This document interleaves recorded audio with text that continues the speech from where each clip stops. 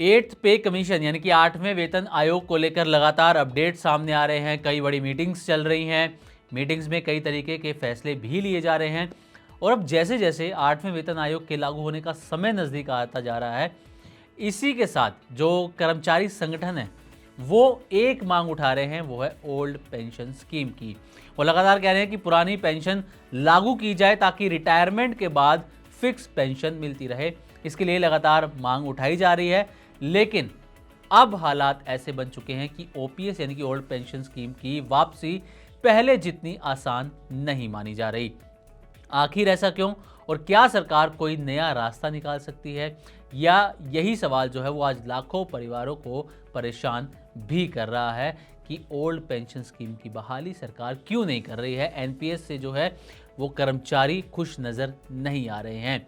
दरअसल पुरानी pension scheme जो है, ओल्ड पेंशन स्कीम में सरकारी कर्मचारियों को रिटायरमेंट के बाद आखिरी बेसिक सैलरी का करीब 50% और महंगाई भत्ते के साथ गारंटीड पेंशन मिलती थी, यानी कि बाजार ऊपर जाए या फिर नीचे पेंशन तय रहती थी। यही वजह है कि आज भी बड़ी संख्या में जो कर्मचारी हैं वो ओपीएस को ज़्यादा सेफ मानते हैं। वहीं दूसरी तरफ एनपीएस यानी कि नेशनल पेंशन सिस्टम बाजार से जुड़ा हुआ मॉडल है। इसमें कर्मचारी और सरकार दोनों निवेश करते हैं और रिटायरमेंट के बाद मिलने वाली रकम इस बात पर निर्भर करती है कि बाजार की परफॉर्मेंस कैसी है। अगर बाजार की परफॉर्मेंस अच्छी नहीं है तो आपको मिलने वाली पेंशन कम हो सकती है। परफॉर्मेंस अच्छी है, ज़्यादा अच्छी है, तो आपकी पेंशन ज़्यादा भी हो सकती है, यानी कि बाजार पर पूरी तरीके से डिपेंड करती है। अब आता है मेन सवाल, बड़ा सवाल कि ओपीएस की वापसी मुश्किल क्यों मानी जा रही है।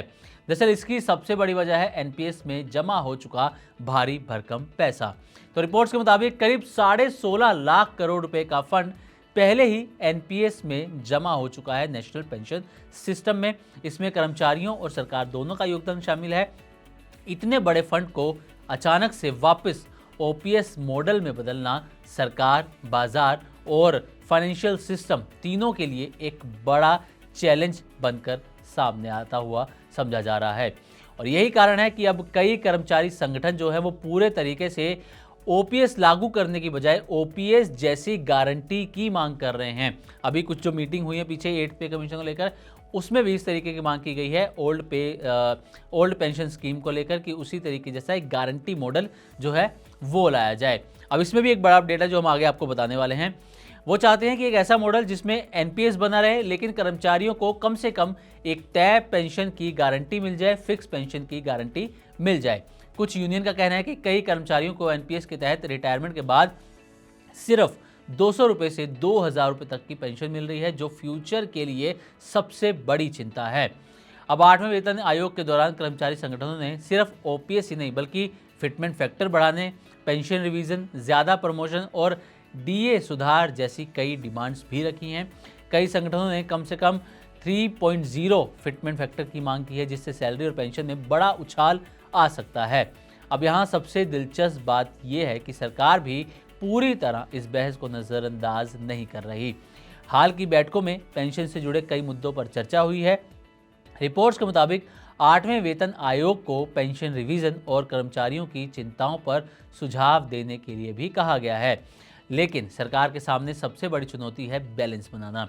अगर ओपीएस पूरी तरह वापस लाई जाती है तो सरकार पर भविष्य में भारी वित्तीय बोझ बढ़ सकता है। वहीं अगर एनपीएस में कोई गारंटी नहीं दी जाती तो कर्मचारियों की नाराजगी और असुरक्षा दोनों बढ़ सकती हैं। इसलिए अब चर्चा एक हाइब्रिड मॉडल की तरफ बढ़ रही है, जिसमें बाजार आधारित निवेश भी रहे और न्यूनतम गारंटेड पेंशन भी मिलती रहे। और यहाँ पर आपको बता दें कि हाल ही में कई रिपोर्ट्स आई हैं जिसमें ये दावा किया जा रहा है कि सरकार और पीएफआरडी यानी कि पेंशन रेगुलेटरी जो है वो मिलकर एक ऐसे प्रपोजल पर काम कर रही हैं जिसके तहत एनपीएस में गारंटीड पेंशन दी जा सके। इस पर काम तेजी से चल रहा है, कई सुझाव भी इस पर मांगे गए हैं और अगर ऐसा होता है तो ये लाखों करोड़ों लोगों के लिए, पेंशनर्स के लिए राहत की खबर हो सकती है। अब इस पूरे मुद्दे का असर सिर्फ सरकारी कर्मचारियों तक सीमित नहीं है। ये जो है वो देश की इकोनॉमी, सरकारी खर्च और आने वाले टैक्स बर्डन से भी जुड़ा मामला है, क्योंकि सरकार जितना ज़्यादा पैसा जो है पेंशन पर खर्च करेगी उसका असर दूसरे विकास कार्यों और वित्तीय संतुलन पर भी पड़ सकता है। तो फिलहाल 8वें वेतन आयोग की चर्चाएं जारी हैं और आने वाले महीनों में इस पर और बड़ी बहस देखने को मिल सकती है। लेकिन अभी सबसे बड़ा सवाल यही है कि सरकार कर्मचारियों को फिर से पुरानी पेंशन जैसी सुरक्षा दे पाएगी या देश हमेशा के लिए बाजार आधारित पेंशन सिस्टम की तरफ अब यहाँ से बढ़ चुका है। तो उम्मीद करते हैं कि ओल्ड पेंशन स्कीम पर हमारी तरफ से दी गई जानकारी आपको अच्छी लगी होगी। इसी तरह की और भी वीडियोस के लिए देखते रहे मनी9 और सब्सक्राइब करें हमारा यूट्यूब चैनल। साथ ही बिजनेस से जुड़ी ताज़ा तरीन खबरों को आप हमारी वेबसाइट money9live.com पर भी पढ़ सकते हैं।